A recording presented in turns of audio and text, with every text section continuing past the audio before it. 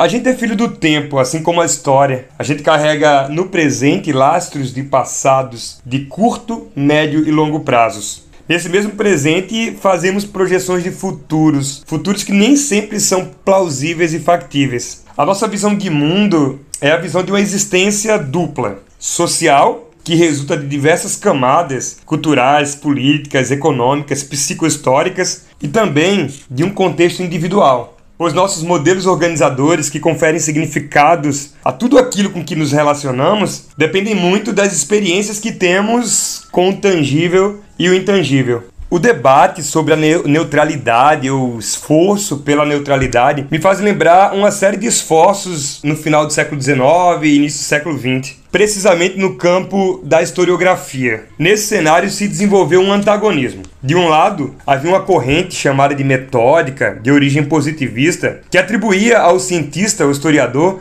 o papel de lidar com o objetivo e o material enquanto fontes de pesquisa. Não caberia a esse o papel de interpretar, mas o papel de retratar apenas aquilo que fosse escrito e oficial. Era a chamada história dos vencedores. A história daqueles que tinham o poder de relatar por escrito e de perpetuar o seu relato.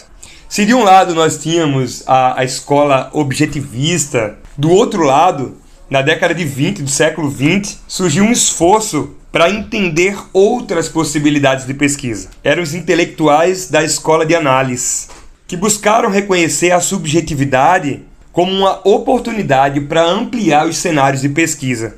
O subjetivo passou a ser considerado um potencial criativo, uma oportunidade para questionar as fontes, para dialogar com outros campos do saber, para diversificar as temáticas. Por exemplo, passou-se a se considerar, além das fontes escritas, também os relatos orais, além das fontes oficiais de governos, as fontes também não oficiais. Nos diversos campos do design, esse debate também ele é muito frutífero. Há também um esforço pelo equilíbrio entre a neutralidade, entre o objetivismo e o subjetivismo. Emergem daí reflexões preciosas que vêm da antropologia sobre empatia e alteridade. A empatia como a tentativa de sentir o que o outro sente, de calçar o sapato do outro e andar como o outro anda.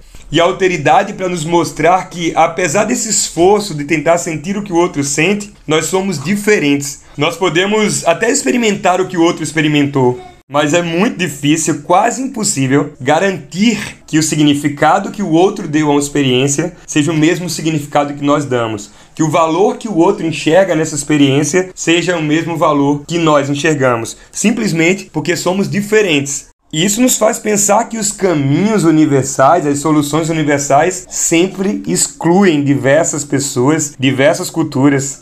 Tudo isso nos dá a condição de reconhecer que a neutralidade se dá no campo da ideia, do ideal, que a imparcialidade também se dá nesse campo.